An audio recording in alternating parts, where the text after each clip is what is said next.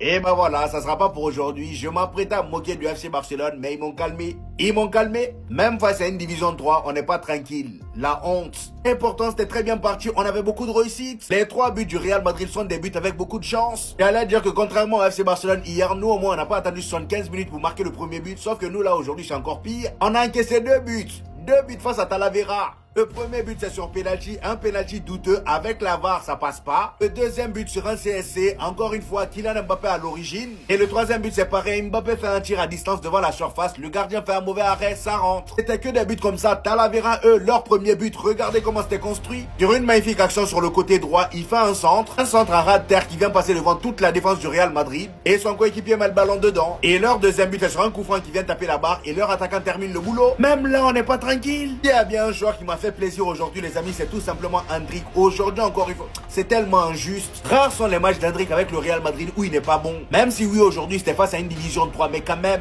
Dès le début il fallait voir comment il pressait. La première occasion obtenue par le Real Madrid par Kylian Mbappé, ça vient de lui. Il presse, il récupère le ballon, enchaîne avec une magnifique passe à Kylian Mbappé qui était à l'opposé. Malheureusement Kylian Mbappé arrive devant le gardien et il rate. Franchement le Real Madrid vous nous faites souffrir hein. Même là on peut pas être tranquille. Mais qu'est-ce que je viens de voir? C'est qui ce gardien? C'est terminé pour Lucas Chevalier. Après ce que Savonov vient de faire là, impossible de le remettre au banc. Je sais pas si on se rend compte, mais le gars il vient tout simplement de faire 4 arrêts au tir au but. 4 arrêts après 120 minutes de vilain match du Paris Saint-Germain. Parce que oui les amis, aujourd'hui vraiment ce que le Paris Saint-Germain a montré, c'était honteux. C'est pas le Paris Saint-Germain qu'on a connu l'an dernier. Leur jeu était brouillon, il y avait beaucoup trop de déchets. Il y a qu'à voir le nombre de tirs cadrés. En 120 minutes, c'est 23 tirs au total et seulement 9 cadrés. Ça montre à quel point ils ont été inefficaces devant les cages. Les prolongations passent et on arrive au tir au but. Et c'était le moment pour Savonov de changer de statut. Ousmane Dembélé malheureusement rate son penalty après un magnifique arrêt de Savonov, mais pas d'inquiétude, il en a arrêté 4 au total. Et grâce à lui, le Paris Saint-Germain rentre encore une fois dans l'histoire. Après le Bayern et le Barça, c'est la 3e équipe à faire un sextuplé. Alors là, Rafinha et sa femme ont complètement pété les plombs. Ils n'ont pas digéré ce qui s'est passé hier à la cérémonie FIFA The Best. Ici, nous avons le vote de Lionel Messi. En 3e position, il a mis Lamine Yamal. En 2e position, Kylian Mbappé. Et pour terminer en 1re position, il a mis Ousmane Dembélé. Franchement, venant de Lionel Messi, ça me choque qu'il n'ait pas mis Rafinha. Ici, nous avons le top 3 de Mohamed Salah. En 3e position, il a mis Kylian Mbappé. Kylian revient beaucoup dans le vote des gens. En même temps, j'ai envie de dire, il a terminé meilleur buteur de la saison. En 2e position, Mohamed Salah a mis Ousmane Dembélé. Et en 1re position, il a mis Achraf Hakimi. Je crois que c'est la seule fois qu'Achraf Hakimi a été mis top 1. Thomas Tuchel, l'entraîneur d'Angleterre et ancien entraîneur du Bayern Munich, voici son vote. En 3e position, il a mis Ousmane Dembélé. En 2e position, Cole Palmer.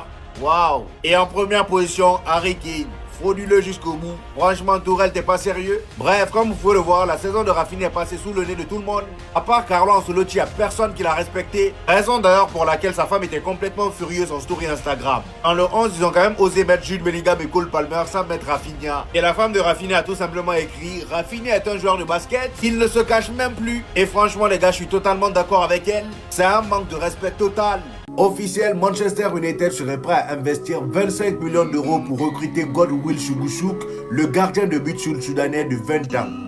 20 ans. Avec tout le respect que j'ai pour les Soudanais, moi je sais pas comment votre âge avance là-bas, mais ce gars-là nous prend pour un débile. C'est qu'il y en a qui font ça pour pouvoir avoir toujours une chance d'être professionnel, mais les gars, soyez un peu sérieux. 20 ans, toi regarde, tu te vois là, t'as 20 ans. Toi, ton calendrier là, c'est comment? Ou bien on n'utilise pas la même chose. Supposons que Manchester United accepte de te prendre. Maintenant, tu vas aller jouer 1 an, 2 ans. Tu vas jouer pendant combien d'années? Parce que le visage que je vois là, c'est un visage qui a vécu. Il a minimum 30 ans. Et pour terminer, il y a un fan qui a trouvé ce maillot du FC Barcelone par terre. Il a ramassé et il a mis sur les réseaux sociaux. À votre avis, pourquoi? Regardez bien.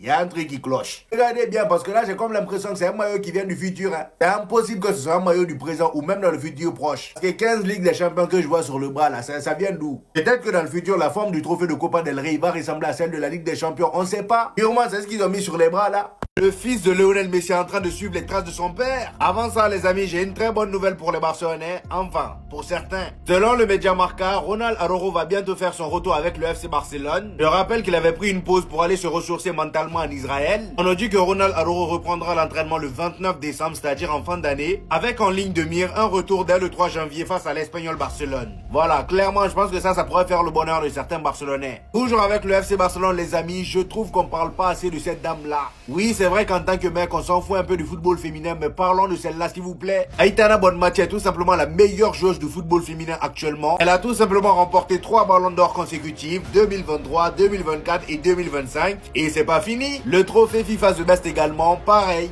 2023, 2024, 2025. Et son palmarès, les amis, fait juste mal à la tête. Regardez ce qu'il a marqué. En plus de ce que je viens de vous citer, les amis, elle a été joueuse de la saison en Ligue des Champions à 3 reprises. Elle et l'équipe d'Espagne ont remporté la Coupe du Monde féminine. Elle a même été élue il n'y a pas longtemps sportive de l'année Laureus. Bref, des records comme ça, elle en a plein. Et pendant ce temps, le fils de Lionel Messi suit les traces de son père. Comme vous pouvez le voir, les amis, Zlatan Ibrahimovic a été celui qui l'a remis le soulier d'or. Il a tout simplement été élu meilleur buteur de son championnat avec l'Inter Miami. Et tellement le petit ressemble à son père, même quand il joue, Zlatan Ibrahimovic a dit ceci: si vous voulez une version miniature de Lionel Messi, regardez Ciro Messi. Je suis heureux de lui remettre ce prix du meilleur buteur. Ce gamin ira loin. Et carrément, dans une autre déclaration, il dit vouloir voir le petit à la Masia. Alors là, ce serait le cheat code ultime. Lui là, vous le mettez dans les mains de la Masia, on est foutu.